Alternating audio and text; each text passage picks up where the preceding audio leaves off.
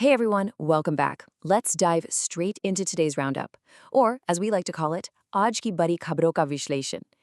We have an absolutely massive lineup of national and global headlines to get through today. And as always, we are cutting through all that noise to bring you the facts, the data, and the bigger picture. So grab a coffee, get comfortable, and let's jump right in. Here is our game plan for today. We've organized this crazy news cycle into 4 quick segments. First up, the fuel price shock. Then, we'll look at the political backlash. Third, we're unpacking the dynamic between the US, India, and Iran. And finally, we'll wrap up with a rapid-fire national headlines roundup. All right, part 1, fuel price shock. 2 rupees and 61 paise. Now, I know what you're thinking. On paper, that doesn't sound like a mountain of money.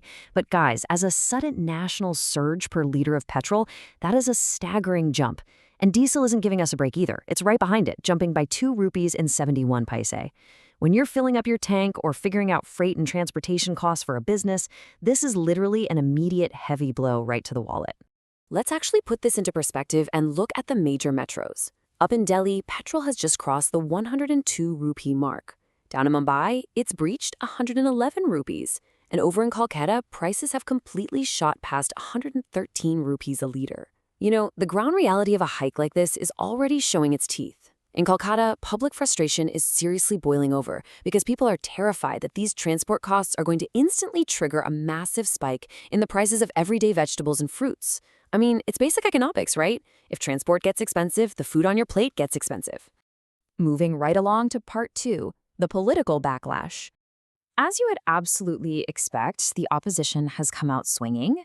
Congress leader Rahul Gandhi launched a really sharp critique today, saying that petrol and diesel prices are basically rising in installments and that the public's pockets are being cut secretly. And the rhetoric is just intense across the board. Another Congress leader, Pramod Tibari, went the sarcastic route, literally offering congratulations to the Prime Minister for petrol successfully scoring a century. But it's definitely not just sarcasm. Congress President Mallikarjun Kharge issued a pretty serious macroeconomic warning. He emphasized that this rising burden is going to fall the absolutely heaviest on farmers, MSMEs, and basically every working-class citizen.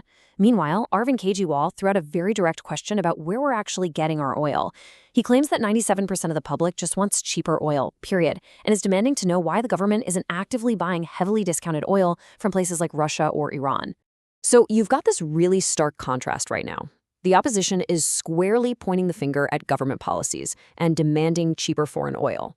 But flip the script, and the government's defense is pointing entirely to external factors.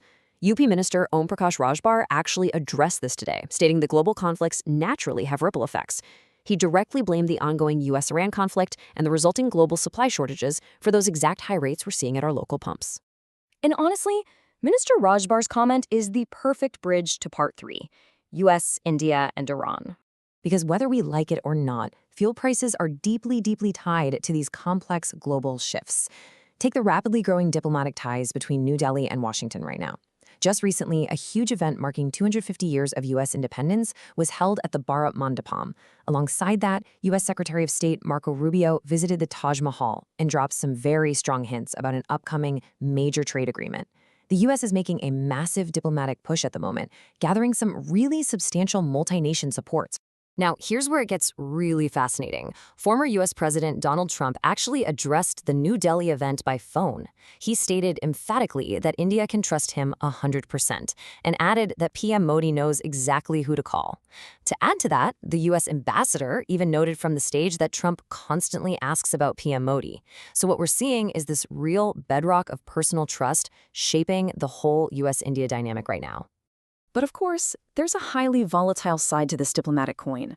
On one hand, Donald Trump is keeping up a fierce, hardline stance on Iran. He has completely refused any sort of Obama-like deal, claiming those agreements just allowed Iran to pursue nuclear weapons. Conversely, Iran's stance, at least as reported by the Tasnee agency, is incredibly rigid. They are saying absolutely no new nuclear commitments, and they are strictly demanding the unfreezing of their global assets before they even think about sitting down for talks. And guys, this geopolitical standoff, it is fully spilling over into digital warfare. Donald Trump recently shared an AI-generated image showing a ship with an Iranian flag being bombed, with the chilling caption, "Adios." It's a highly, highly provocative move. And similarly, Israeli PM Netanyahu has been out there sharing AI images, boasting of his close alliance with Trump. It's just a crazy reminder that modern global conflicts are increasingly being fought and escalated right on our social media feeds. All right, let's bring it back home for part 4, our national headlines roundup. Shifting gears, let's run through a few major legal and legislative updates you need to know about. First, the Supreme Court has taken suo motu cognizance of the Twisha Sharma case. They've ordered a fair probe and directed both parties to record their statements with the actual investigating agency rather than just talking to the media. Meanwhile, over in Assam, the Uniform Civil Code, or UCC bill, has officially been introduced in the assembly, and yes, it's facing heavy opposition protests. And down in Varanasi, an MP/MLA court is currently hearing a case against Rahul Gandhi over some alleged remarks he made at Brown University. Also making headlines today, Home Minister Amit Shah has had an incredibly packed schedule. He led some big discussions on future plans for cooperatives at the IFFCO AGM in Delhi. Then, at a separate tribal event, he issued a very stern warning, flat out declaring that religious conversions done through greed or force will absolutely not be tolerated. And he's not stopping there. He's now heading to Bikaner for a 2-day visit to interact with BSF personnel at the border and inaugurate some new facilities. And finally, wrapping up our headlines with a pretty cool eco-friendly initiative coming out of Bihar. The assembly there has introduced special pink, green, and electric buses just for its staff. The whole goal is to save energy and adhere to the Prime Minister's appeal for fuel conservation. And I love this because it brilliantly brings us full circle right back to that urgent issue of fuel prices and energy shortages that we started the show with. So we've seen today how a diplomatic standoff literally halfway across the world can dictate the price you pay at your neighborhood petrol pump. It's all connected. So, I want to leave you with this one big question to think about. As global diplomatic shifts accelerate and these Middle East conflicts keep intensifying, how heavily is all of this ultimately going to impact India's domestic economy, and more importantly, your own wallet in the coming months? It's definitely something we all need to be watching closely. Thank you so much for joining today's analysis. Stay informed, stay curious, and I'll catch you next time.